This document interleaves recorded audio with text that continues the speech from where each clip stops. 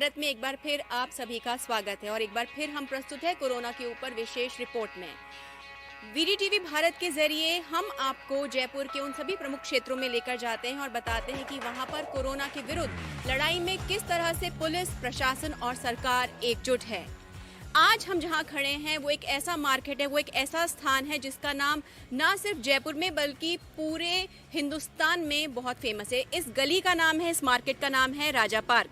राजा park की ये वो गली है जहां इस समय शायद पांव रखने की जगह नहीं होती। जैसे गुलाबी शहर की गुलाबी शाम होती है, यहाँ पर चहल पहल बढ़ जाती है। ना सिर्फ पर्यटक बल्कि यहाँ के रहने वाले लोग भी, यहाँ के रेसिडेंट्स भी किसी भी प्रकार की सामग्री के लिए, घूमने के लिए यहीं पर आना पसंद करते हैं।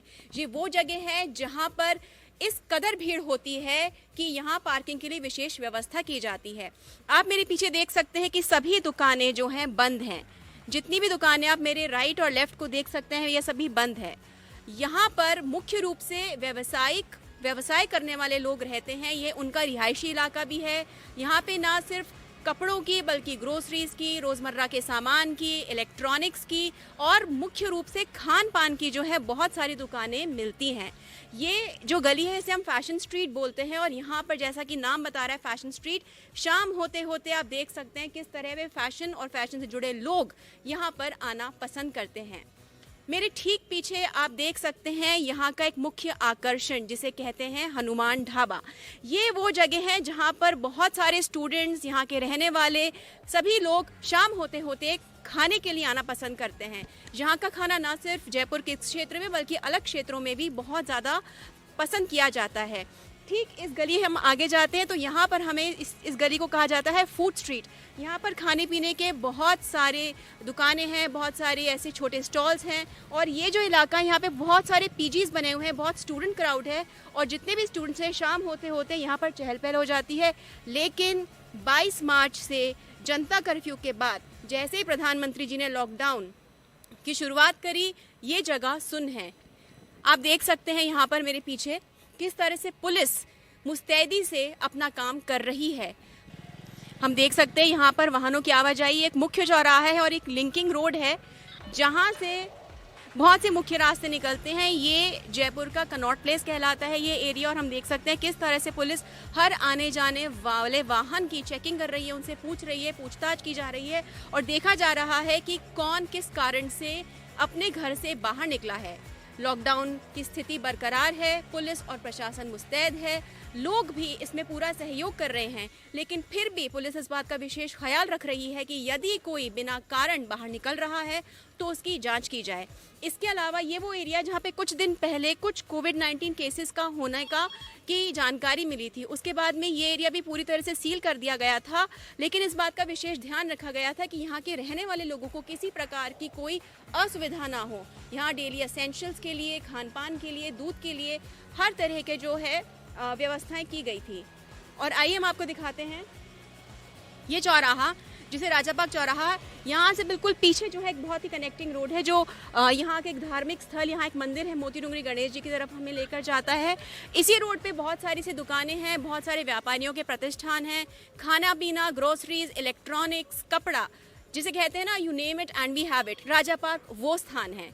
और आइए अब आपको लिए चलते हैं और हम बातचीत करते हैं यहाँ के इंचार्ज अरुण सिंह जी से। आइए आपको मुखातिब कराते हैं अरुण सिंह जी से। अरुण जी, हमसे बात करने के लिए बहुत बहुत धन्यवाद। तो वीडीटीवी भारत ये जानना चाहता है, जैसा हम जानते हैं कि कोविड-19 के लिए पूरा देश जो है यूनाइट हो चुका है, जब हम आपके एरिया की बात करते हैं तो किस तरह की तैयारी आपने कर रखी है? ऐसा है, कोविड-19 एक विश्वव्यापी महामारी है जिसमें पूरे विश्व ही अपने अपने इसके संक्रमण को रोकने के लिए अपने अपने तरीके अपना रहे हैं और हम लोग भी इसमें, जो कि हमारे यहाँ भी कोविड-19 के 7 केसेस आ चुके हैं, जिसमें से अमृतपुरी एरिया और एक गुरु नानकपुरा राजा पार्क में, इनके बाद में रुके हुए हैं। उसके बाद आगे कई लोगों की सैंपलिंग भी ली जा रही है और रैंडम सैंपलिंग हो रही है। उन सैंपलिंग के बाद उनके रिजल्ट आने के बाद से ही उस एरिया में गंभीरता बढ़ जाने के मद्देनज़र वहाँ पे कर्फ्यू लगा दिया गया। हमारे क्षेत्र में 2 जगह कर्फ्यू लगा हुआ है, अमृतपुरी एरिया में और गुरु नानकपुरा में। तो 5 लोग तो अमृतपुरी में और 6ठा अपने गुरु नानकपुरा में। उससे पहले अपने रमाडा होटल में 2 दंपत्ति, इटालियन दंपत्ति थे, कार्ली और लम्ब्रेडो दोनों थे। उसके बाद से यहाँ पे काफ़ी इसकी लोगों की आवाजाही ज़्यादा रहती थी इस एरिया में। उसके बाद से हमने लॉकडाउन की कठोरता से पालना कराई गई और ज़्यादा से ज़्यादा सैम्पलिंग यहाँ से सैम्पलिंग टीम, मेडिकल टीम ले रही है और उनके रिजल्ट आने के बाद में उस एरिया को बिल्कुल लॉकडाउन टाइप में कर दिया जाता है, कर्फ्यू लगा दिया जाता है कि अन्य बाहर के लोगों का वहाँ आना जाना बिल्कुल बंद कर दिया जाता है। आवश्यक सेवाओं के लिए कुछ दुकानें खोल दी गई हैं, जो जैसे दूध की है, मक्खन की है और सब्जियां हैं, दवाइयां हैं, जो आवश्यक एसेंशियल वस्तुएं हैं उनके लिए दुकानें खुली हुई है और वहाँ भी सोशल डिस्टेंसिंग का पूर्ण पालना कराई जा रही है और सभी लोगों को अवेयरनेस पब्लिक एड्रेस सिस्टम से अनाउंस करके किया जा रहा है कि आप लॉकडाउन का पूर्ण पालना करें और कोविड-19 के संक्रमण से बचना है तो आप लोग अपने घर में ही रहें, मास्क का यूज़ करें, सैनिटाइज़र का यूज़ करें। जो निर्देश उच्च अधिकारियों द्वारा हमें मिलते हैं, राज्य सरकार द्वारा जो दिए जाते हैं, उनकी पूर्ण पालना हमारे द्वारा कराने में हम लोग उसकी पालना करवा रहे हैं। अरुण जी, हम बात करें अगर आपके एरिया तो यहाँ पर जो है श्मशान घाट भी इसी तरह फिर कब्रिस्तान भी है और जो कोविड-19 से जो मौतें हो रही हैं उनको किस तरह से संभाल रही, क्योंकि बहुत भावुक क्षण होता है, बहुत ही ज़्यादा भयावह स्थिति परिवार के लिए भी होती है, उनके इमोशंस जुड़े होते हैं, तो ऐसी स्थिति में किस तरह से परिवार को भी आप संभाल पा रहे हैं और जो अंत्येष्टि जो लास्ट राइट्स हैं उनको भी आप कर पा रहे हैं? हाँ, यह बात सही है कि हमारा क्षेत्र में सबसे बड़ा कब्रिस्तान है और शमशान भी आदर्श नगर थाना क्षेत्र में आते हैं।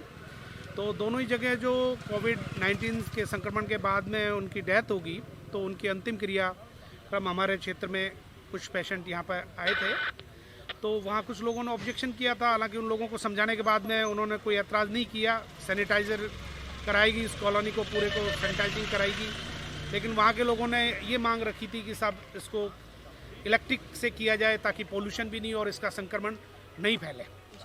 और उधर कब्रिस्तान में भी वहाँ भी कम से कम लोग वहाँ जाते हैं, उनके घर वाले, कोई नहीं जाने देते, हम बस 1 या 2 लोग वहाँ जाके उसका अंतिम संस्कार करके करते हैं और काफ़ी ध्यान रखा जाता है संक्रमण से बचने का।